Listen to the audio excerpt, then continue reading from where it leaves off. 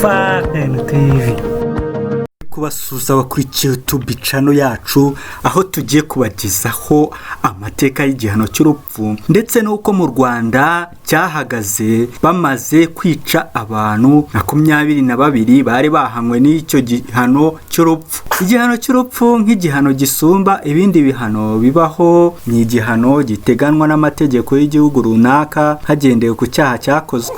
Igihano cy'urupfu cyabayeho guhera mu gihe cy'ubwami Nabukadinezari wayoboraga Mesopotamiya ikaba Iraq y'ubu. Uyu mugabo yashyizeho itegeko ryari ribumbiye mu cyo bise Code d'Hammurabi wa Dotario. Iri tegeko ryavugaga ko ugukoreye ikosa uramwishyura ukurikije iryo kosa yagukoreye. Urugero, nk'uwakuyemo ijisho mugenzi we nawe yahanishwaga kurikurirwamo. Iki gihano cyafashe intera kinakwirakwizwa mu isi yose mu gihe cyitiriwe abanyabitekerezo bazwi ku izina ry'abafilozofe b'urumuri cyangwa la philosophe lumière mu Gifaransa, ari mu kinyejana cya 18. Iki gihano cyahawe intebe muri iki gihe kuko ngo abo batekerezaga bumvaga ko iki gihano ari cyo gishobora gutuma umuryango w'abantu ugira amahoro, kuko abantu batuye muri uwo muryango bashoboraga gutuma birinda ibyaha bityo bakabana neza batabangamirana. Urugero, nk'umufilozofe witwa Aristote wavugaga ko umuntu mu buzima udafite uburwayi bwihariye icyo akoze cyose aba yagitekerejeho kandi yiteguye no kwirengera ingaruka zacyo. Nyamara iki gihano cyarwanijwe n'abantu batandukanye, cyane cyane mu gihe ubukristo bwari bumaze gutera imbere no kwamamara mu bantu. Urugero ni aho abaromani bakuye iki gihano bakagisimbuza guhabwa akato. Uko ibihe byagiye bisimburana niko iki gihano cyagiye gikurirwaho hamwe na hamwe mu bihugu. Igihugu cy'Ubushinwa nicyo gihugu cyaje ku isonga mu gukuraho igihano cy'urupfu mu mwaka wa 747 hari ku butegetsi bwa Tang. Uretse aha muri Aziya, itsinda ry'abantu bari bagamije kurwanya igihano cy'urupfu ryatangiye mu mwaka w'1757 w'i Paris mu Bufaransa, nyuma yo kubona uburyo Robert François Damier yishwe nabi azira kwica Louise wa 15 wahoze ari umwami w'Ubufaransa. Mu mwaka w'1948 akanama ka ONU gashinzwe uburenganzira bwa muntu kashyizeho ingingo ya 3 y'amategeko yatangaje ko buri kiremwa muntu gifite uburenganzira ku buzima. Aha uyu muryango washakaga ko igihano cy'urupfu cyakurwaho. Bimwe na bimwe mu bihugu byatangiye gukuraho iki gihano buhoro buhoro mu mateka abigenga cyangwa ibindi bikiyemeza kukirekera mu mategeko ariko ntigihanishwe. Ikurwaho ry'igihano cy'urupfu ryatumye hamwe na hamwe mu gihugu hanavaho burundu bumwe na bumwe mu buryo bwifashishwaga mu kurangiza imanza. Urugero ni mu gihugu cya Espagne ndetse n'Ubufaransa, aho abagikatiwe bacibwaga imitwe cyangwa bakanigwa. Nubwo mu mwaka wa 2003 ku itariki ya 10 Ukwakira aribwo hashyizweho umunsi mpuzamahanga wo kwamagana igihano cy'urupfu, ntibyabujije ko hamwe na hamwe mu bihugu iki gihano cyagiye gikatirwa bamwe mu babaga bahamwe n'ibyaha. Mu mwaka ya za 70 amaleta menshi yo muri Leta Zunze Ubumwe za Amerika yasubijeho mu mategeko yayo igihano cy'urupfu. Ibi byatumye USA ziza mu bihugu byahanishije abantu benshi iki gihano mu mwaka wa 2008 hamwe n'ibindi bihugu nka Arabia Saudite, Ubushinwa, Iran na Pakistan. Nubwo hashyizwe imyaka irenga 10 igihano cy'urupfu gikuweho, iki gihano kiracyagaragara mu migabane yose y'isi kuko ibihugu 99 ari byo byakuyeho iki gihano ku byaha byose. Ibihugu 9 bigikuraho ku byaha bya hato na hato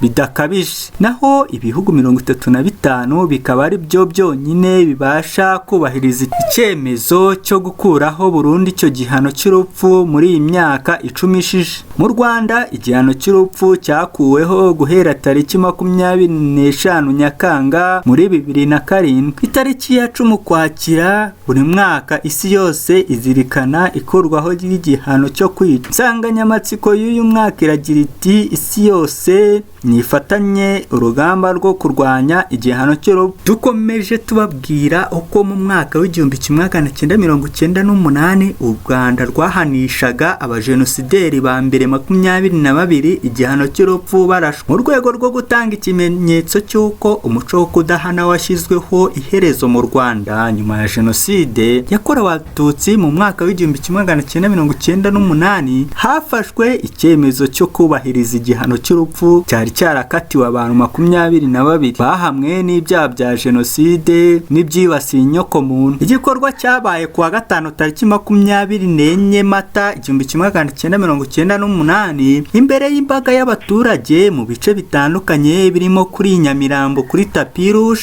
Murambi ya Gikongoro, Ntarama mu Bugesera n'Ikibungo. Uruvunganzoka rw'abantu bari bateranye ngo barebe bwa mbere abanyabyaha bari bagiye kurangirizwaho igihano cy'urupfu mu ruhame kuko bahamijwe icyaha gisumba ibindi. Hari amashuri amwe n'amaduka byari byafunzwe i Nyamirambo, inzira zose zigana kuri Tapi Rouge zakubise zuzuye. Abo bari bagiye kurasirwa mu ruhame byari ugushyira mu bikorwa ibyemezo cyari giherutse gufatwa n'inkiko no kubahiriza byateganywaga n'amategeko ahana ibyaha mu Rwanda. Mu mategeko y'u Rwanda icyo gihe hari handitse ko uwahamwe n'icyaha cyo kwica nawe akatirwa urwo gupfa. Icyakora si kenshi cyagiye gitangwa, naho byakorwaga kenshi byakorwaga mu muhezo. Sheikh Harerimana Abdul Karim, umwe mu bagize urwego ngishwanama rw'inararibonye, yabwiye itangazamakuru ko igihano cy'urupfu ku bwa Perezida Gregoire Kayibanda na Habyarimana Juvenal cyatangwaga kuko cyari mu mategeko ariko kigakorwa mu muhezo. Nk'uko mu myaka y'1963 Kayibanda yagihanishije abafatirwaga mu bitero by'inyenzi, Habyarimana agikoresha ahana abahoze mu butegetsi bwa Kayibanda nyuma yo kumuhirika.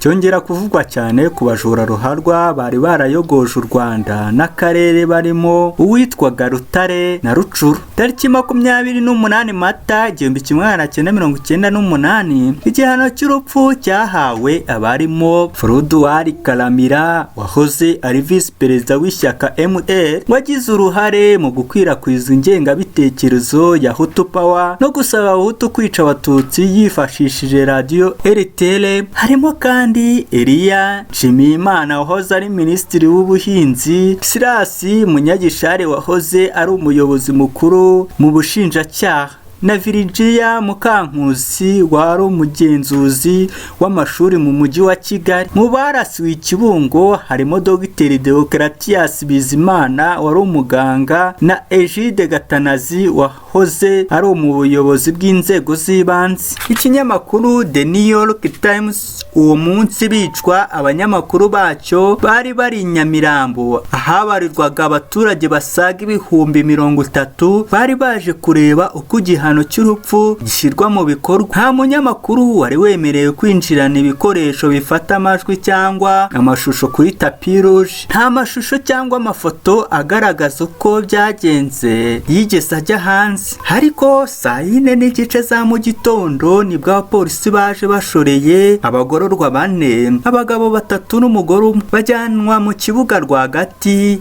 bahambirwa ku nkingi 4 zari zisinze mu kibuga, bahambiriwe amaguru, mu nda, mu gituza no kwijosi begamye kuri za nkingi. Baje bambitswe ibitambaro by'umukara mu maso n'ibipimo by'umweru bikozwe mu ishusho y'urukiramende biri mu gituza. Bamaze guhambirwa ku biti iminota 20, abo bayimaze bahambiriye ibitambaro mu maso baziritse ku biti. Ari nako abaturage ku mpande bajushuraga bategereje ikigiye kuba. Mu mwanya muto imodoka 2 za polisi zo mu bwoko bwa Land Rover zasesekaye ku kibuga, hasohokamo umupolisi umwe mukuru n'abandi 4 bambaye ibibapfuka mu maso bafata imbunda. Buri mupolisi yegereye aho yitegereje buri mfungwa yari ihambiriye ku giti, imbunda ayitunga ku gituza muri bya bipimo bari bambaye. Barasa amasasu menshi. Bamaze kurasa icyiciro cya mbere cy'amasasu, abapolisi bahinduranyije imyanya barongera bararasa. Wa mupolisi mukuru yamanutse aho abaraswaga bari afata imbunda nto agenda arasa mu mutwe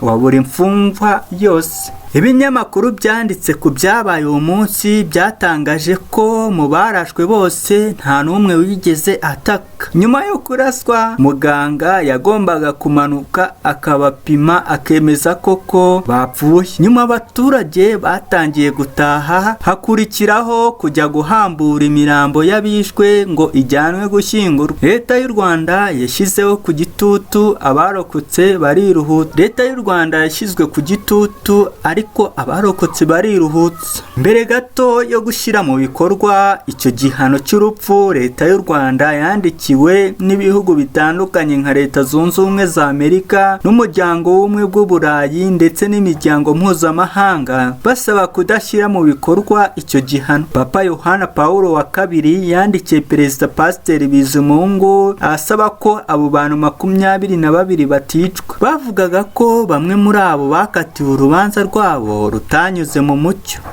ko baburanye batunganiwe n'ibindi. Guverinoma y'u Rwanda yashimangiye ko umwanzuro wafashwe n'urukiko wo kumanika abo bantu ariwo kandi uciye mu mucyo. Yavuze ko ari uguha ubutumwa n'abandi bose batekerezaga guhonyora uburenganzira bwa muntu. U Rwanda kandi rwavuze ko icyo gihano kizaca umuco wo kudahana warenze u Rwanda, ndetse n'ubugizi bwa nabi bushingiye ku moko bwaranze igihugu guhera mu mwaka w'1962. Jaboni yitegeka wakoraga mu biro bya perezida icyo gihe yabwiye itangazamakuru ati ntabwo turi abishimira ubugizi bwa nabi, ariko hashize igihe hari umuco wa politiki y'ubugizi bwa nabi, rero ubutabera bugomba gutangwa. Sheikh Harerimana yakomeje avuga ko byari biteye isoni kumva amahanga asabira imbabazi abagize uruhare muri jenoside batarasabiye abishwe. Ati nta burenganzira bari bafite bwo kudadukosora, none se ko icyo gihe jenoside yakorwaga batavuze? Twe twubahirije itegeko, icyaha bakoze ni indengabwenge. Nta kuntu rero wagira izo mbaraga zo kuvuganira abishwe utarigize uvuganira abishwe. Igihano cy'urupfu cyahawe abo bantu cyagize uruhare mu rwego rw'ubutabera kuko umubare w'abarega bakemera icyaha wiyongereye. Nyuma ya jenoside u Rwanda rwasabye abagize uruhare muri ayo mahano bose kwirega bakemera icyaha bakagabanyirizwa igihano, aho gukatirwa urwo gupfa bagahabwa igifungo cya burundu. Nyuma ya jenoside u Rwanda rwasabye abagize uruhare muri ayo mahano bose kwirega bakemera icyaha bakagabanyirizwa igihano, aho gukatirwa urwo gupfa bagahabwa igifungo cya burundu. Sheikh Harerimana yavuze ko abenshi mu bari barafunzwe bakekwaho jenoside bari barapinze bumva ko ubutabera butazatangwa ngo bishoboka. Ati muri za 1996 twajyaga mu bukangurambaga muri za gereza zo mu Rwanda, ugasanga abo bantu barimo kutunyega. Hari gereza yabaga Gikondo twayigiyemo, umuntu aravuga ati ariko se ko mubonera twe abahutu rwimbi, abahutu bakomeye,